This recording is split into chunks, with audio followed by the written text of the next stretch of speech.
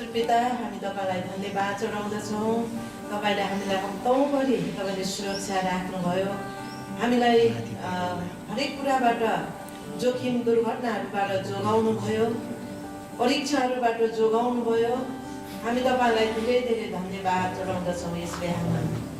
अनि तपाईलाई महिमा दिने, तपाईलाई प्रशंसा गर्ने तपाईका छोराछोरीहरूलाई तपाईले आशीर्वाद दिनुहोस्।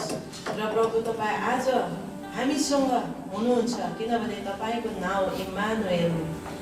आज तपाईँ हामीसँगै सधैँभरि जीवित प्रकारले प्रकट हुनुहुँदछ, किनकि तपाईँले भन्नुभएको छ, म तिमीहरूको साथमा जगतको अन्तसम्म छँदैछु भन्नुभयो। प्रभु, हामी तपाईँलाई धेरै धेरै धन्यवाद चढाउँदछौँ। अनि आज हाम्रा जतिजना हाम्रा विश्वासी जनहरू, तपाईँका छोराछोरीहरू एकसाथ जम्मा हुन नपाएकोमा प्रभु हामी कति नैराश्य पनि भएको छौँ अनि कति निराशमा जिइराख्नु भएको छ। उहाँहरूलाई पनि तपाईँले आशा दिनुहोस्, तपाईँको सुरक्षा दिनुहोस्।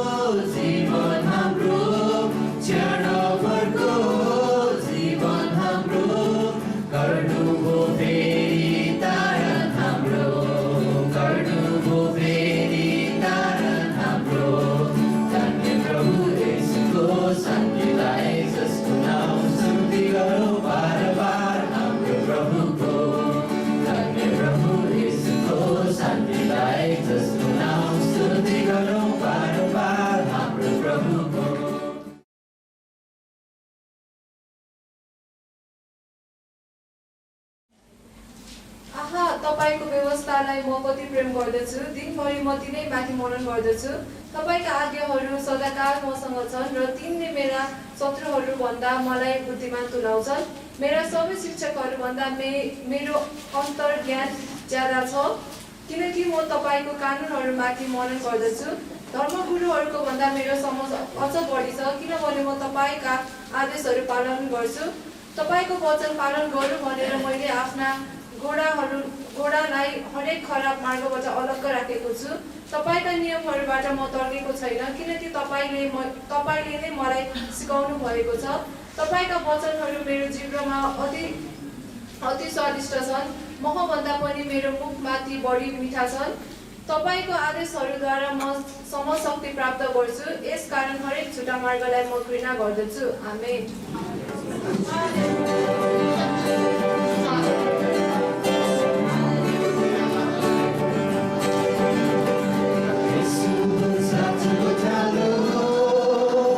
Happy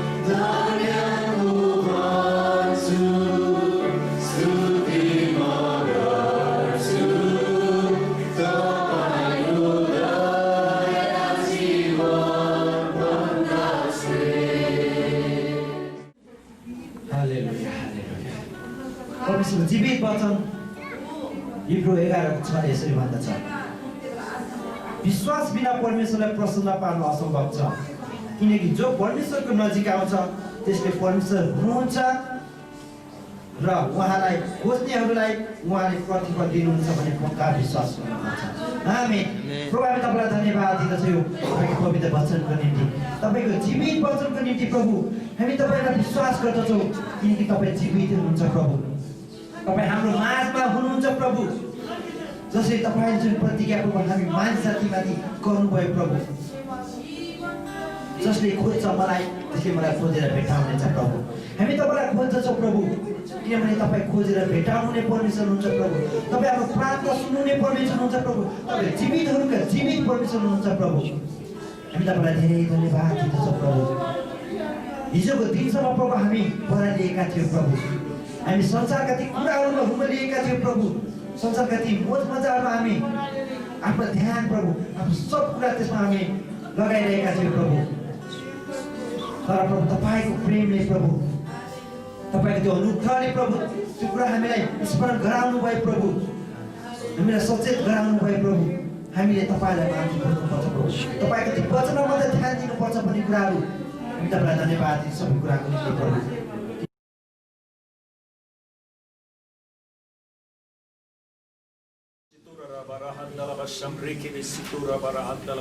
परमेश्वर पिता हामी प्रार्थना गर्छौँ तपाईँका छोराछोरीको शरीरमा जे जति रोग बिमारहरू, शारीरिक दुर्बलताहरू, शैतानका आक्रमणहरू, तन्त्रमन्त्रका श्रापहरू, मानसिक चिन्ताहरू छन्, त्यसलाई हामी येशूको नाउँमा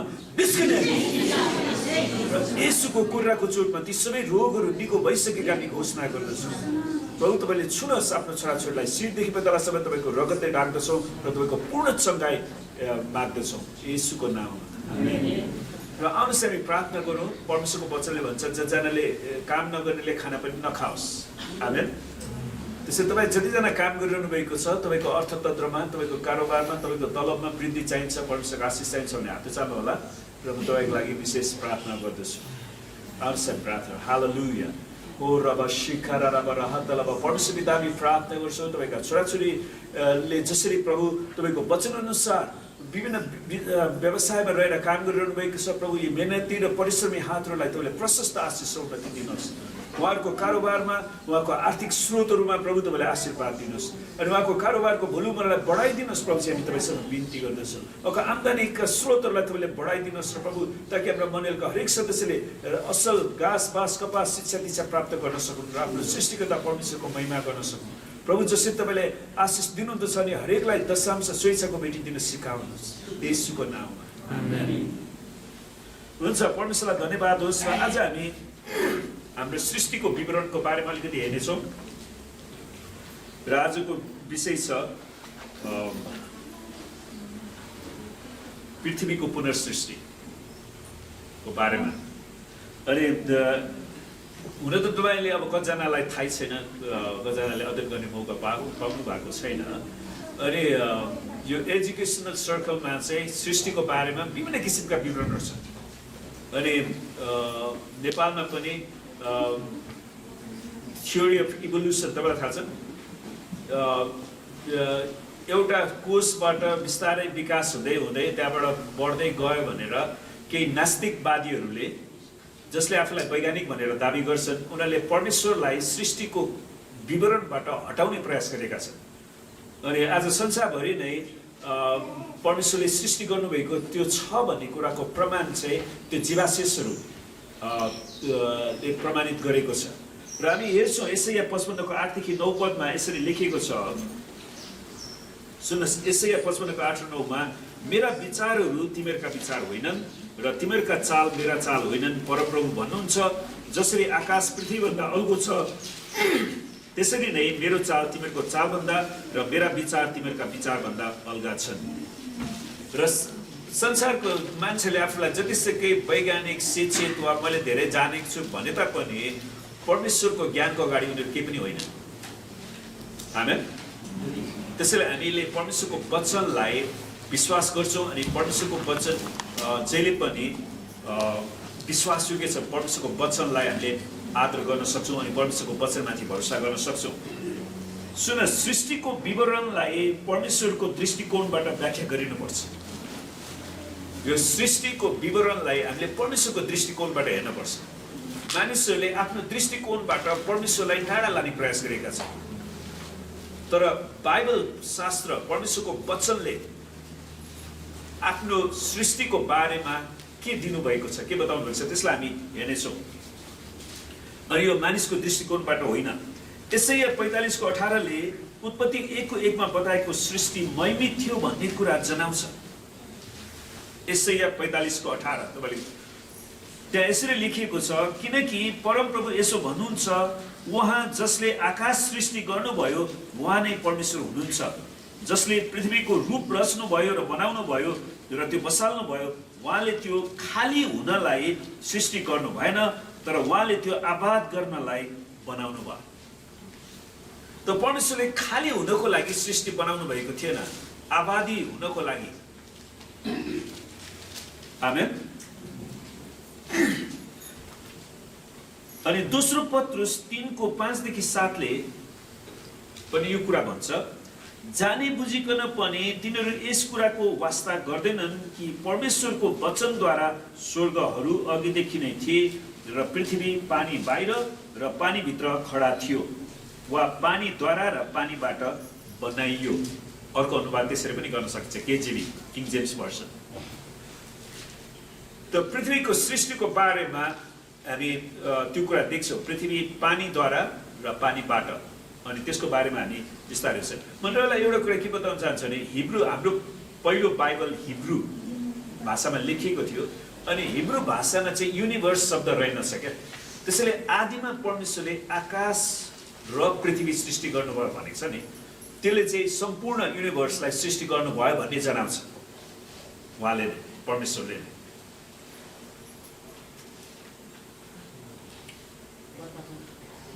अनि जसद्वारा त्यो बेलामा रहेको संसार, अनि इङ्ग्लिसमा where by the world that then was, त्यो बेलामा भएको संसार पानीले भरियो, त्यो बेलामा भएको संसार पानीले भरियो र नष्ट भयो।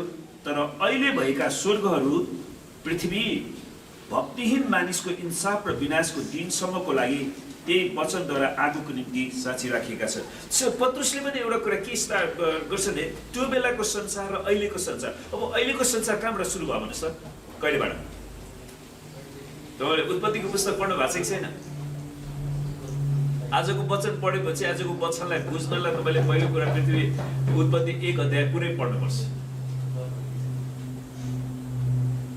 सुन्नुहोस्, उत्पत्ति 1:1मा भन्नुहोस् त सबैलाई आउँछ, आदिमा परमेश्वरले आकाश र पृथ्वी सृष्टि गर्नुभयो है। अनि त्यसपछि 2 पदमा पृथ्वी आकार बिनाको र शून्य बन्यो। अनि त्यसपछि परमेश्वरले, अनि परमेश्वरको आत्माले चाहिँ त्यसमाथि संरक्षण गरिरहनु भएको थियो। अनि त्यहाँ अन्धकारले ढाकेको थियो, जसको बारेमा अहिले हामी एक एक गरी हेर्नेछौँ। अनि त्यसपछि बल्ल 3 अध्यायमा परमेश्वरले भन्नुभयो, लेट देयर बी लाइट, त्यहाँ उज्यालो होस्, अनि उज्यालो भयो। अनि त्यसपछि 1, 2, 3, 4, 5, 6, 7 दिनको सृष्टि हामी त्यहाँ पाउँछौँ। अनि त्यही सृष्टि चाहिँ अहिलेसम्म चलिराखेको छ। त्यसैले पत्रुसले त्यो कुरा ल्याउँदाखेरि त्यो बेलामा भएको अहिले भएका स्वर्गहरू र पृथ्वी चाहिँ भक्ति मानिस र विनाशको लागि त्यस दिनसम्मको लागि वचनद्वारा आगो निम्ति साँचो राखिएको छ। त्यसैले अबको पृथ्वीलाई केले नष्ट गरिनेछ? आगोले। अब आगोले यो पृथ्वीलाई नष्ट गरिन्छ भन्ने कुरा विश्वास गर्नको लागि कुनै कठिन छैन, किनकि मानिसहरूले पृथ्वीलाई 30-40 चोटि नष्ट गर्न सक्ने सबै एटोमिक बमहरू बनाइसकेका छ। भारतले बनाएको छ, चाइनासँग छ, उत्तर कोरियासँग छ, अरू शक्तिशाली देशहरू फ्रान्ससँग छ, अमेरिकासँग छ, रसियासँग छ। पृथ्वीलाई जतिचोटि नष्ट गर्न नै पुग्छ उनीहरूसँग, आगोले नै नष्ट गर्ने। अनि त्यसको एउटा हिन्ट चाहिँ 1945मा अमेरिकनहरूले त्यो फ्याटम्यान भन्ने त्यो बम चाहिँ नागासाकी र हिरोसिमामा खसाले नि, अनि जसको आगोको मुस्लो चाहिँ त्यो जुन ठाउँमा बम खसेको थियो त्यसले माटो पनि पकाल्दियो। अनि त्यसको 30 किलोमिटर वरिपरिको रेडियसका सबै मान्छेहरूलाई त्यसले मारिदिएको थियो। अनि त्यसैले अबको संसार आगोले नै नष्ट गर्ने हो। अनि पत्रुसले सुन्नुहोस् यो कुरा लेख्दाखेरि एटोमिक बमको आविष्कार पनि भएको पनि थिएन। आमेन। त्यसैले पत्रुसले कसरी थाहा पायो त? परमेश्वरको आत्माले उसलाई प्रकट गर्नुभयो। आमेन। त्यसै कारण हामी परमेश्वरको वचनको सत्यतामा विश्वास गर्न सक्छौँ। अनि उसले लेख्छ नि, जसद्वारा त्यो बेलामा रहेको संसार पानीले भरियो र नष्ट भयो। उनले लेख्दाखेरि पृथ्वी आकार बिनाको र शून्य बन्यो अनि त्यो अथाह समुद्र हो, अथवा पानी चाहिँ पृथ्वीभरि भएको थियो, जुन कुरा हामी उत्पत्ति 1:1मा 1:2मा पाउँछ नि। अथाह समुद्रमाथि अन्धकार थियो र परमेश्वरको आत्मा पानीमाथि परिवर्तन गर्दै हुन्थ्यो। त्यसैले त्यहाँनिर ठुलो जल प्रलय, ठुलो पानी हामी देख्छौँ, वचनले आफैले बताउँछ। उत्पत्ति 1:2ले पृथ्वी आकार बिनाको र शून्य थियो, अर्थात् पृथ्वीमा कुनै पनि जीवन छैन भन्ने बुझिन्छ। आकार बिनाको र शून्यता भन्छ के पनि छैन। त्यसले आफ्नो आकार पनि गुमाएको थियो, जसले पुरानो युनिभर्सको चिसो र अन्धकार साथै भीषण जल प्रलयलाई बताउँछ। किनकि त्यहाँनिर विशाल पानी कसरी भयो? यो जल प्रलय कहाँबाट आयो होला त? यो जल प्रलय कहाँबाट आयो त्यतिखेर? उत्पत्ति 2को जल प्रलय यो नोहको जल प्रलय होइन। उत्पत्ति 2मा हेर्नुहोस् त, त्यहाँनिर एकदमै अथाह पानी त्यहाँ थियो, थाहै गर्न नसकिने। अनि यो जल प्रलय कहाँबाट आयो होला त? वैज्ञानिक अध्ययन अनुसार, अब वैज्ञानिकहरूले परमेश्वरले हामीलाई यो विभिन्न विषयमा अध्ययन गर्ने क्षमता दिनुभएको छ। अध्ययन अनुसार मर्दै गरेका ताराहरूले पानीको सृष्टि गर्छ र वर्षा गर्छ। सुन्नुहोस्, ताराहरू पनि मर्छ, तपाईँलाई थाहा छ कि छैन? त्यसले उज्यालो दिने क्षमता गुमाउँछ, अनि त्यो मरेपछि त्यसमा पानी उत्पादन हुन्छ र वर्षा गर्छ। त्यस समयमा अवश्य पनि करोडौँको संख्यामा ताराहरू थिए, जो विनाश हुँदा अन्तरिक्षभरि नै पानी रहेको थियो। अहिले पनि त आकाशमा हेर्नुहोस्, करोडौँ ताराहरू छन्। पछि पृथ्वीलाई पुनर्स्थापित गर्दा चौथो दिनमा ती सबै ताराहरू फेरि बनाउनु परेको थियो। उत्पत्ति 1:14-19मा उत्पत्ति 1:14-19मा हेऱ्यो भने, अनि परमेश्वरले भन्नुभयो, अन्तरिक्षमा दिन र रात छुट्याउनलाई ज्योतिहरू हुन्, तिनीहरू ऋतुहरू, दिनहरू, वर्षाहरू छिटाउन चिन्हको रूपमा काम गरून्, पृथ्वीमा प्रकाश दिनलाई अन्तरिक्षमा ती ज्योतिहरू हुन्। तब त्यस्तै भइहाल्यो। अनि परमेश्वरले 2 विशाल ज्योतिहरू बनाउनु भयो, ठुलो ज्योति दिनमाथि प्रभुत्व गर्न र सानो ज्योति रातमाथि प्रभुत्व गर्न उहाँले ताराहरू पनि बनाउनु भयो। उहाँले फेरि पुनर्सृष्टि गर्नु पर्यो।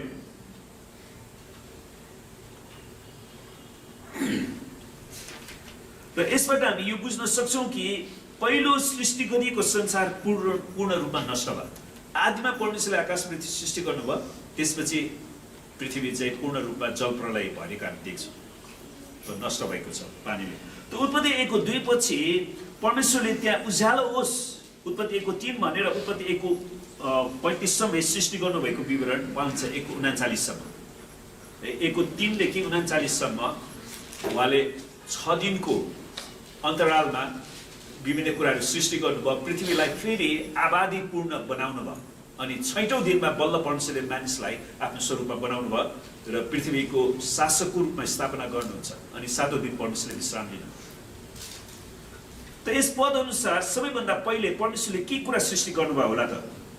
1:3 पदमा उज्यालो वा ज्योति सृष्टि गर्नु अघि उत्पत्ति 1:2ले विभिन्न पदार्थहरू सृष्टि भइसकेका देखाउँछ। विभिन्न पदार्थहरू सृष्टि भइसकेका थिए। 1:3मा परमेश्वरले बल्ल 1:3मा आएर उज्यालो होस् भन्नुभयो नि, त्योभन्दा अगाडि पनि विभिन्न कुराहरू सृष्टि भएका थिए। त्यहाँ के थियो त? पानी। नम्बर 1 पानी भनेको के? केमिकल भाषामा पानी भने के भन्छ? हाम्रो साइन्स पढ्ने भाइ पनि बिर्सिनु भयो। H2O भनेको मतलब के हो? 2टा हाइड्रोजनको अणु र एउटा अक्सिजनको अणु मिल्यो भने पानी बन्छ। त्यसको मतलब हामीले पानीलाई ल्याबोरेटरीमा पनि बनाउन सक्दो रहेछौँ, होइन? 2टा हाइड्रोजनको अणु र एउटा अक्सिजनको अणुलाई मिलाइदियो भने त्यो पानी बन्छ। त त्यहाँ पानी थियो, अर्थात् त्यहाँनिर हाइड्रोजन अक्सिजनहरू त्यहाँ थियो। त्यहाँ पृथ्वी थियो, हो? पृथ्वी आकार बिनाको शून्य। त्यो कस्तो पृथ्वी थियो त्यतिखेर? भत्केको पृथ्वी भनौँ न। अनि करोडौँको सङ्ख्यामा विभिन्न तत्त्वहरू पदार्थहरू थिए जुन ठोस रूपमा जसलाई चिन्न सकिने ग्रहको रूपमा नाम पनि दिएको थियो पृथ्वी है। त्यहाँनिर विभिन्न तत्त्वहरू त पृथ्वीमा हाम्रो पृथ्वीमा माटोमा कतिवटा तत्त्व हुन्छ है। तपाईँले कोइलाहरू बन्छन् कसरी, यो रुखपातहरू सबै जाम भएर तल पृथ्वीमा रहेपछि त्यसैबाट त्यो पछि कोइलाहरू बन्दो रहेछ। त्यस सबै किसिमका तत्त्वहरू खनिज पदार्थहरू बहुमूल्य रत्नहरू पनि हामी पृथ्वीमा पाउँछौँ। अनि पानी र पृथ्वी दुवै पदार्थ हुन्, तत्त्व हुन् है। पानी र पृथ्वी दुवै तत्त्व हुन्। भौतिक शास्त्रको अध्ययन अनुसार, अब यो भौतिक शास्त्र भन्ने एउटा विषय छ जसले चाहिँ भौतिक कुराको अध्ययन गर्छ क्या, त्यही। अब तपाईँ कसैले E=mc² भन्ने पढ्नु भएको छ? कतिजनाले पढ्नु भएको छ? हात उचाल्नु त। E=mc²। जब एकजनाले मात्रै, हाम्रो अरूले कसैले पनि पढेन, साइन्स बिर्सिसक्यो। 10 क्लास पढेको कुरा यति छिटो बिर्सिनुहुन्छ। तपाईँ कसरी पास गर्नुभयो? चिटसोरे पास गर्नुभयो क्या? यो घोकन्ते विद्यालय पनि फेल गराउँछ क्या। जो मान्छे बेलुका रातभरि पढेर भोलिपल्ट जान दिन्छ नि, जान दिएर सकेपछि उसलाई केही पनि आउँदैन खास, फेरि सोध्नु त उसलाई आउँदैन। त्यस्तो घोकन्ते सुगा विद्या काम गर्दैन।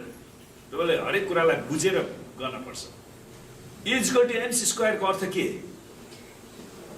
मास एउटा कुनै पनि पदार्थलाई त्यसको गतिमा विस्फोट गराइदियो भने त्यसले शक्ति उत्पादन गर्छ क्या, त्यो भने। अनि यस्तै भौतिक शास्त्रको अध्ययन अनुसार पदार्थ अस्तित्वमा आउन अघि वा पदार्थको सृष्टि हुनको निम्ति त्यसलाई रहने ठाउँ चाहिन्छ। पहिलो कुरा, कुनै कुरा अट्नको लागि राख्नु पर्यो नि। जस्तो हाम्रो पुलपिट बनाएर मात्र भनेको राख्ने ठाउँ भएपछि मात्रै बनाउन सकिन्छ। त्यहाँनिर ठाउँ र पदार्थ अनि समयमा सृष्टि हुन्छ र अस्तित्वमा चाहिँ एउटा समयमा। त्यसैले एउटा ठाउँ अनि पदार्थ र समय सँगसँगै सुरुवात हुन्छ, त्यसको इतिहास त्यहाँबाट सुरु हुन्छ। र पदार्थ वा जसलाई म्याटर इङ्ग्लिसमा भनिन्छ, ठाउँ, स्पेस र समयलाई ज्योतिको गति वा यात्राले सोझै शासन गर्दछ। तिनीहरूलाई चाहिँ स्पिड अफ लाइट।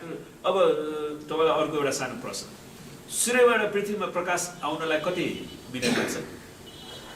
8 मिनट। त्यसको मतलब प्रकाश पनि कुदिराखेको हुन्छ। हेर्नुहोस्, बाइबलमा कति धेरै कुरा छ है। सुन्नुहोस्, हामी जति सृष्टिको बारेमा छौँ नि, हाम्रो परमेश्वर कति महान हुन्छ। उहाँ साइन्टिस्टहरूको पनि साइन्टिस्ट, उहाँले सृष्टि गरेको एउटा कुरालाई लिएर उनीहरू पिएचडी गरिरहेछ क्या। विचार गर्नुहोस् न, उहाँले सृष्टि गर्नुभएको एउटा पदार्थलाई लिएर उनीहरू पिएचडी गरिरहेछ। अनि ठुलो एउटा कुरा जाने छ। पिएचडी भनेर सबै कुरा जाने होइन के खास। त हाम्रो परमेश्वर त डक्टरका पनि डक्टर छ। विचार गर्नुहोस् न, हामीले त्यो परमेश्वरलाई विश्वास गरेका छौँ।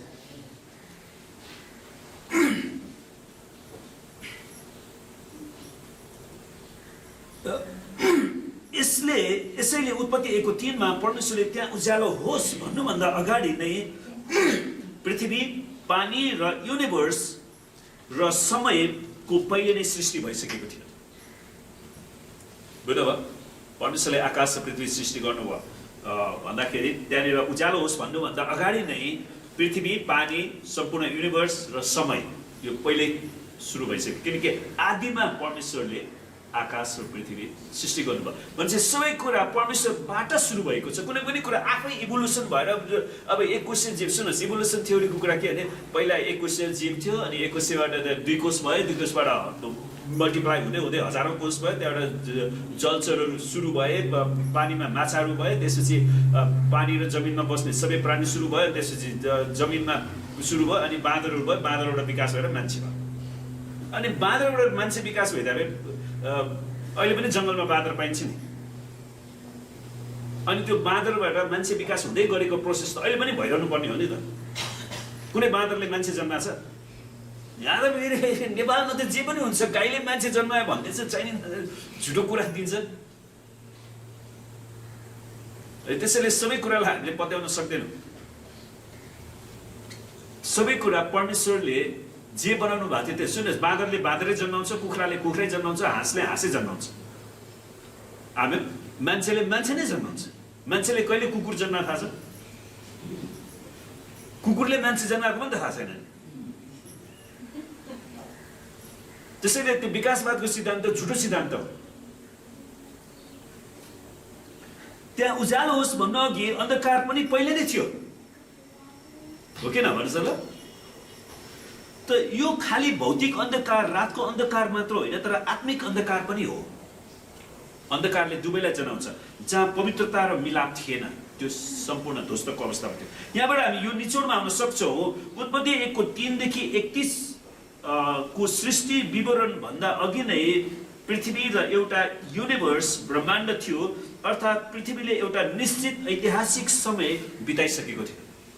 एउटा निश्चित समय बिताइसकेको थियो। त दोस्रोमा भौतिक शास्त्र अनुसार पदार्थ, ठाउँ र समय पहिले स्थापित भइसकेका थिए। आदिमा परमेश्वरले आकाश पृथ्वी सृष्टि गर्नुभयो अनि पानीको कुरा त्यहाँ थियो, सधैँ थियो, जसको कारण विकिरण, रेडियो एक्टिभ डिके भन्छ। तपाईँ कजरालाई एक्सरे गर्ने रहर लाग्छ, तर एक्सरेको मेसिनमा जो पनि जानु हुँदैन, त्यसले धेरै साइड इफेक्ट पनि गर्छ। त्यसले विनाश पनि ल्याउँछ। विकिरण, विनाश र क्षय पनि स्थापित भइसकेका थिए। त आदमको सृष्टि हुनु अगाडि नै इतिहासको कुनै एउटा निश्चित समयमा मृत्यु र अन्धकारको शक्ति अस्तित्वमा आइसकेका थिए। त्यसैले मृत्यु र अन्धकार पनि त्यहाँ छँदै थियो आदमलाई सृष्टि गर्नुभन्दा अगाडि नै।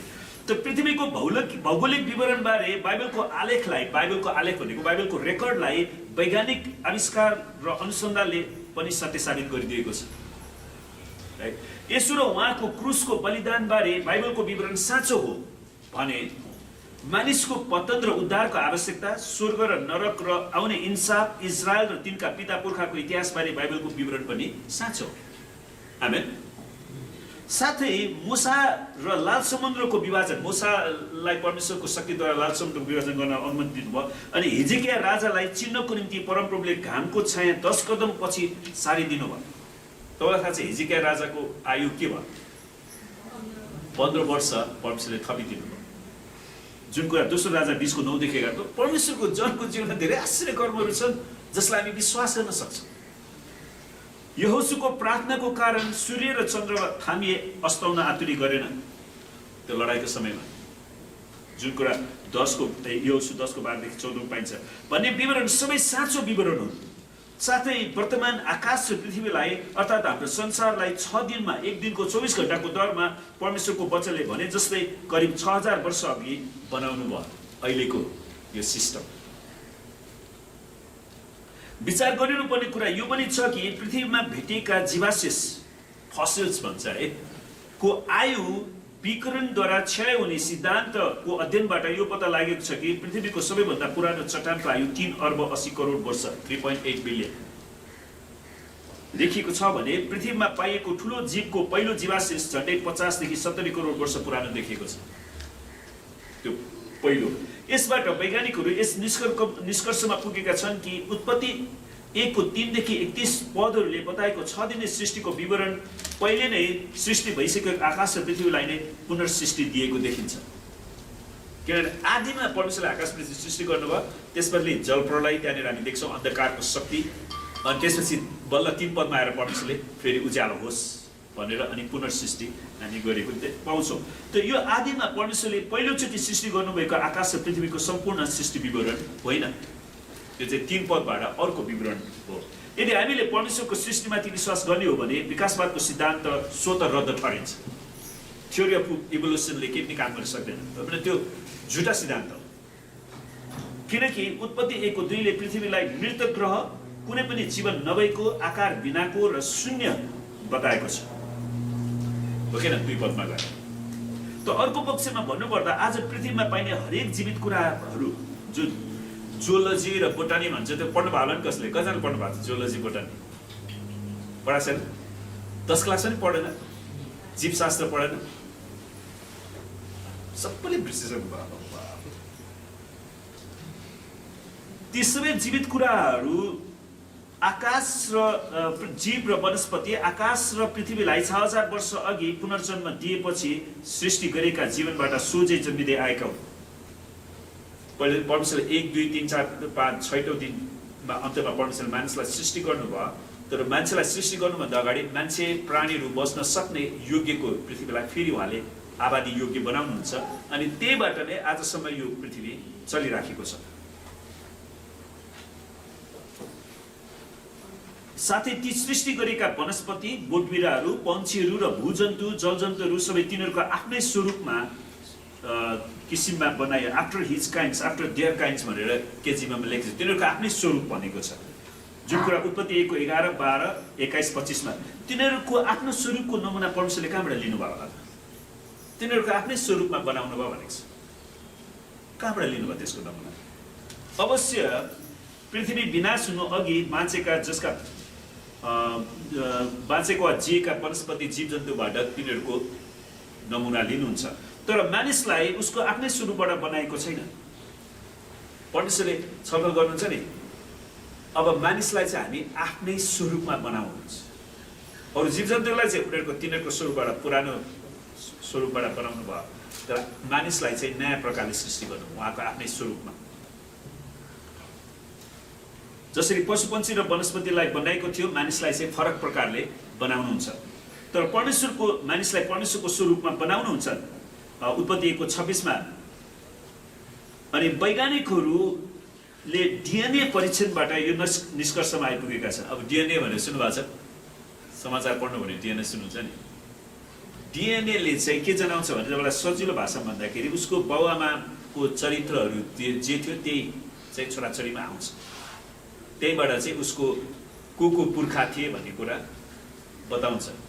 अहिले इजरायलमा उनीहरूले एउटा परीक्षण गर्छ। उनीहरूले डिएनए तपाईँको परीक्षण गर्यो भने तपाईँको प्राचीन पुर्खा को थियो भनेर पनि उनीहरूले पत्ता लाग्छ। नेपालमा चाहिँ त्यो प्रविधि चाहिँ आएको छैन।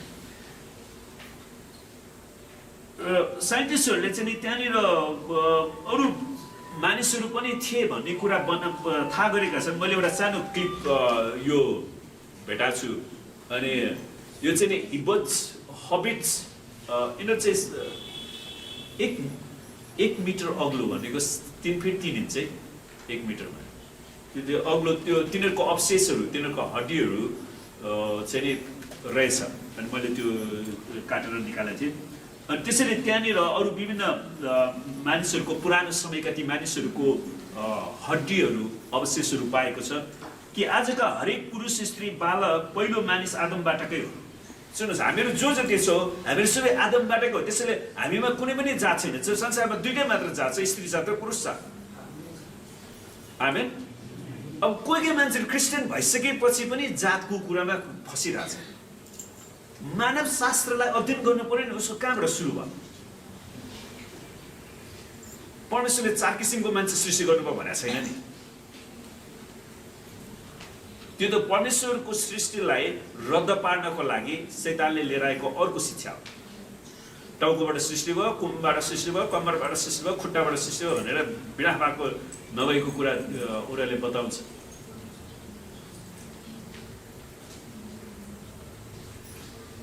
तिनीहरू सबै आदमबाटैको हुन्। तर आदमभन्दा अगाडिका मानवको अवशेष पनि भेटाइएको छ। आदमभन्दा अगाडिको मानिसको अवशेष पनि भेटाइएको छ, जसलाई निन्डरथल र क्रो-म्याग्नन भनिन्छ। तिनीहरूकै हो यो फोटोहरू, त्यो अवशेषहरू भेटाएको। त यी 6000 वर्षभन्दा पुरानो यी मानव वा आदमभन्दा अगाडिका पुस्ता जस्तै निन्डरथल र क्रो-म्याग्ननको जिन्स वर्तमान आदमको पुस्तासँग मिल्दैन। तिनीहरूको जिन्स, हड्डीबाट जिन्स निकाल्न मिल्छ है। अनि त्यो जिन्सलाई हाम्रो अहिलेको मान्छेसँग टेस्ट गरे भने केही पनि मिल्दैन। निन्डरथल मानवका 3वटा भिन्दै अवशेषहरूको डिएनए परीक्षण गर्दा आधुनिक मानव आदमसँग कुनै पनि सम्बन्ध देखिँदैन। त्यो टोटली फरक हो। किनकि परमेश्वरले सृष्टिको विवरणमा दिनुभएको छ नि, र मानिसलाई चाहिँ हाम्रो आफ्नै स्वरूपमा बनाऊ, त्यो पुरानो कुरा लिनु भएन। तिनीहरूको खप्परको अध्ययनले पनि यो प्रमाणित गरिदिएको छ कि मानव जस्तै देखिने र व्यवहार गर्ने प्राणीले ठुला ठुला जनावरहरू मारेर खाने गर्थे। उनीहरू शिकारी थिए, उनीहरू परमेश्वरको स्वरूपमा सृष्टि गरिएका थिएनन्।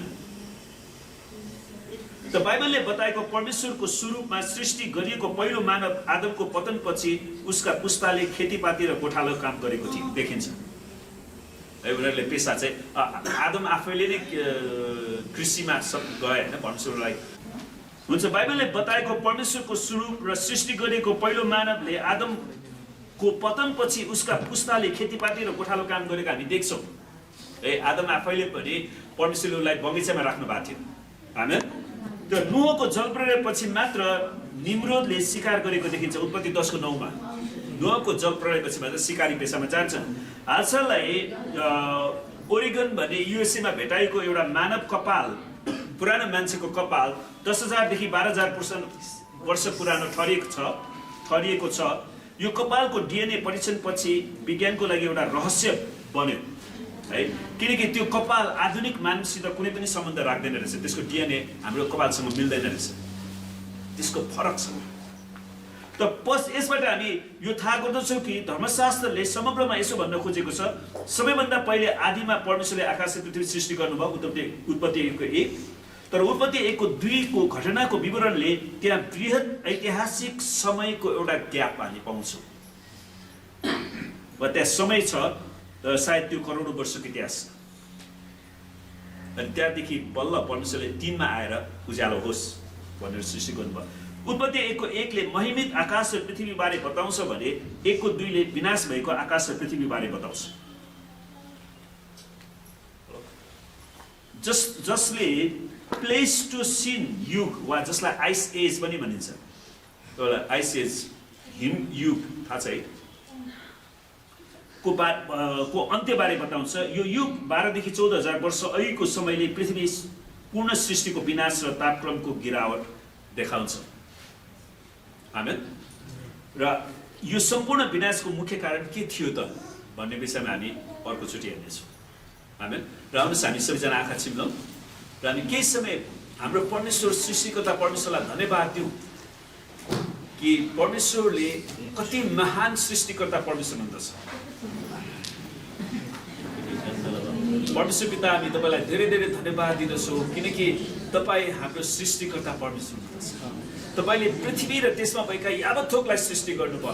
तपाईँले साँच्चै छैटौँ दिनमा मानिसलाई बनाउनु भयो प्रभु, अनि मानिसलाई आफ्नै स्वरूपमा तपाईँको स्वरूपमा तपाईँले हामीलाई बनाउनु भएको छ।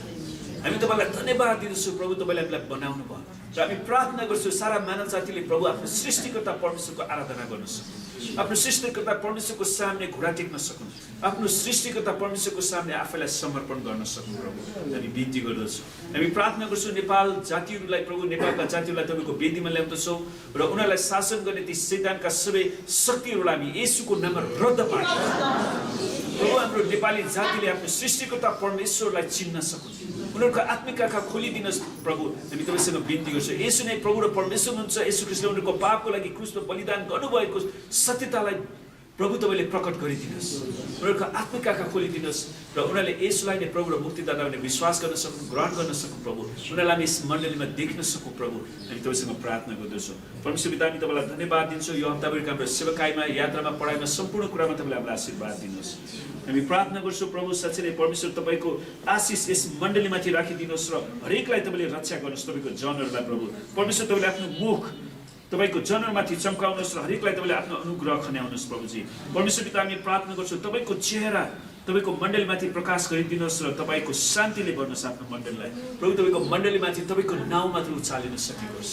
हामी तपाईँलाई धन्यवाद दिन्छौँ र परमेश्वर पिताको प्रेम, परमेश्वर ख्रीष्टको अनुग्रह र पवित्र आत्माको सङ्गति र सहभागिता हामीहरू हरेकसित आजदेखि सदा सर्वदा रहिरहोस्। येशूको नाम। जय मसीह।